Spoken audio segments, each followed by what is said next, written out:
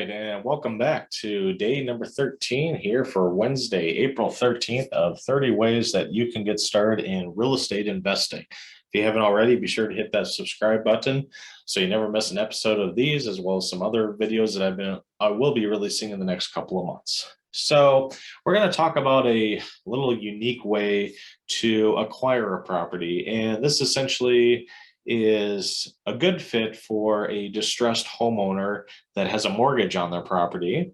And whatever happened, life happens, they just need money for an emergency, medical bills to pay off. They're looking at moving, they're downsizing. Maybe the spouse has passed away and the remaining spouse lives alone. It's like, I just want to be done with this house. I know it's dated, it's probably not going to sell. I don't want to deal with realtors. I don't want people in my home. I got a lot of stuff to pack up. I just want to be done with it. And I found this apartment to rent. It's going to be just fine for little old me living alone. So what is this method? It's essentially called subject to.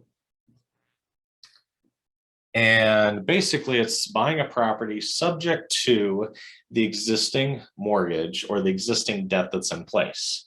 Now, full transparency, you want to make sure you get all the parties involved. You're going to want to make sure you have a good title company or an attorney to handle this transaction. And the biggest thing is you're going to want to make sure that the bank does know what's going on with here. Some gurus out there say, well, you don't need to let the bank know. You can just, kind of do this. And as long as they get paid, they don't care.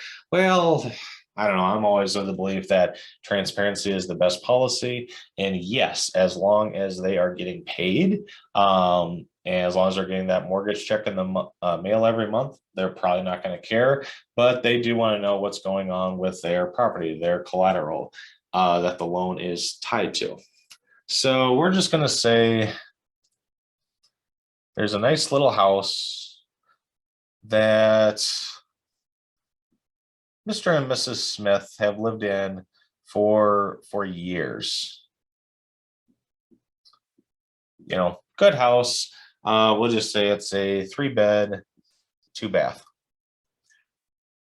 And like I said, they've lived in this for a number of years, but they have done some refinances over the years to pull cash out, maybe take advantage of lower rates, whatever the case may be.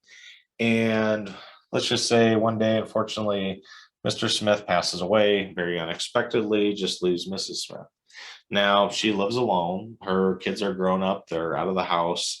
But now this 3-bed, 2-bath is just a little bit too much house for her. And, she's getting up there in age. Maybe she's going to assisted living. Maybe none of her kids are around. Maybe she doesn't have kids. There's a number of scenarios that could be in play here.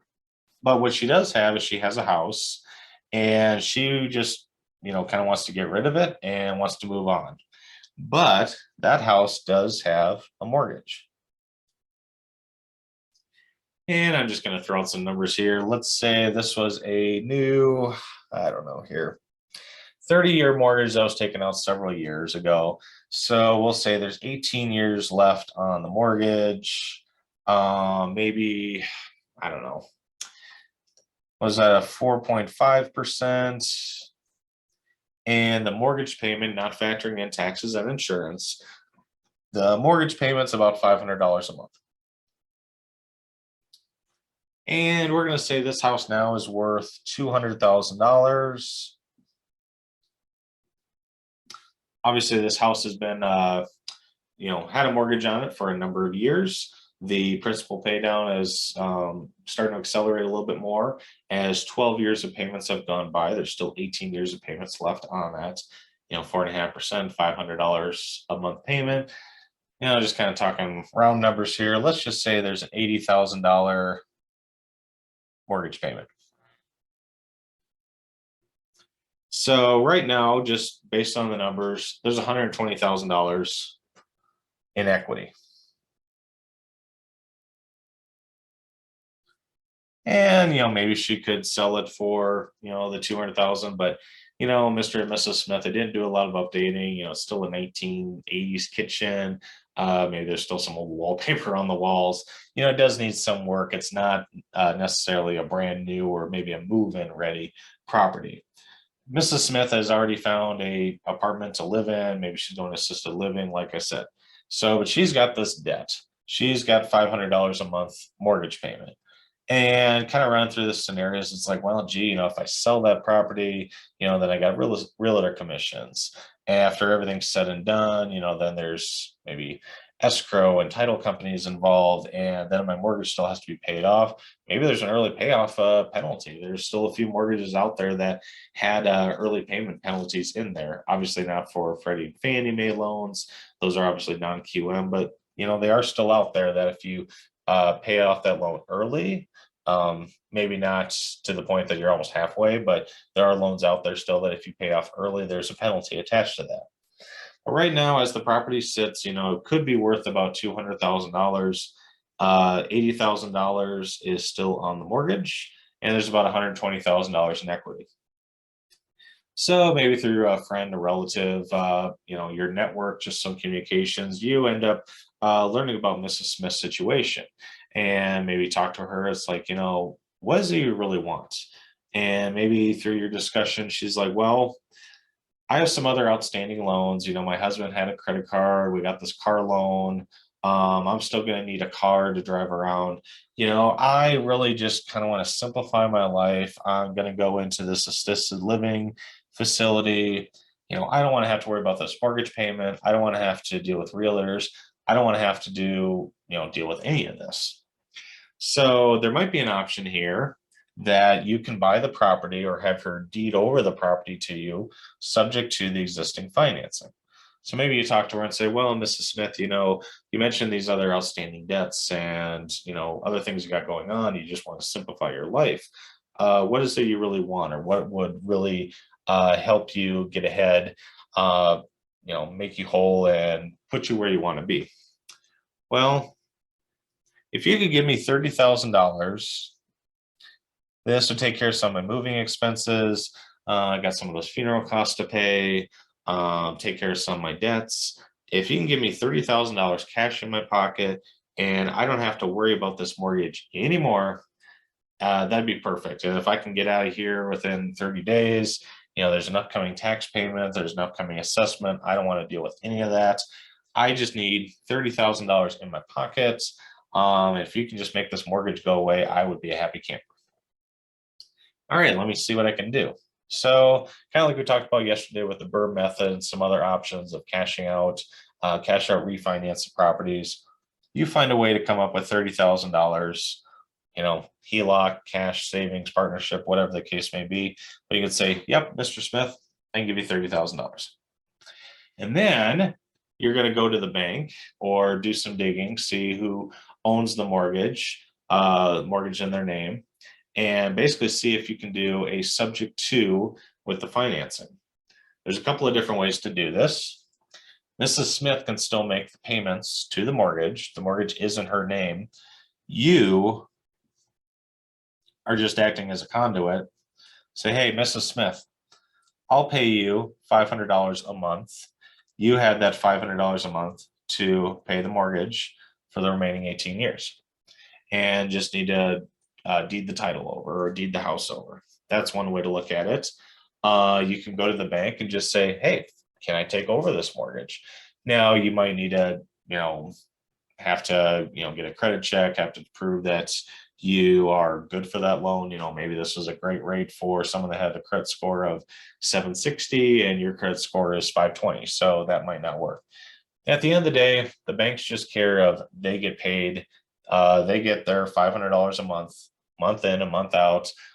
Their collateral is in good standing. And at the end of the day, that's pretty much all that banks care about. So, maybe the bank says, hey, we'll sign the mortgage over to you. Or like I said, you can just do basically be a conduit and sign a form. Mrs. Smith, I'm going to pay you $500 a month for the remaining 18 years. And then you pay that $500 to the existing mortgage. Just another way to, think outside the box and have another option available. Again, full transparency, I am not an attorney, I'm not a CPA, I'm not a financial advisor, and there's a lot of different laws and regulations that some banking entities don't want you to do this or won't allow you to do this, and some local jurisdictions have some laws on the books too that would prevent you from doing this. So like I said, this is just an option to get a property where Mrs. Smith says, I need $30,000 and I just don't want to worry about this mortgage. But you come in there, it's like, well, I can come up with $30,000, but I don't have $80,000 to pay off that mortgage for you. Maybe you can buy the property, just have a deed over, and then you refinance in your name, get a mortgage in your name, and then pay off the mortgage and then start over. Now, again, I'll take a step back here. As we're recording this into April of 2022, we're starting to see an uptick in prices or rates, so to speak. So this was a method that was very popular in the late 70s and early 80s because, say, Mrs. Smith had a mortgage at 4.5%. And let's say the going interest rate is 6.5%. So about a 2% spread. And obviously in the 80s, mortgage rates and interest rates are really racketed up into the double digits. So a lot of buyers would be coming in and saying, well, gee, you already got this 4.5% mortgage. If I were to refinance and buy it, I'm going to have to pay 2 points more, or 6.5% or 7%, or whatever the case may be. So this brought up an interesting predicament, so to speak, where the sellers wanted to sell, the buyers wanted the lower rates, but the banks, hey, interest rates are going up. When the interest rate is 6, 7, 8, 9%, we're going to be making a lot more money than this 4.5% over here. So then you'll probably see on a lot of mortgage documents that started back in, I think, the 70s and 80s, and still on a lot of mortgage documents now, is the due on sale clause. Because this method or option that I've been talking about, the banks didn't want to basically give up or put money on or leave money on the table. They wanted to refinance those properties. They want to get new mortgages at the new higher rates. They didn't want people taking over the existing mortgages at the lower rates, even if they were getting paid.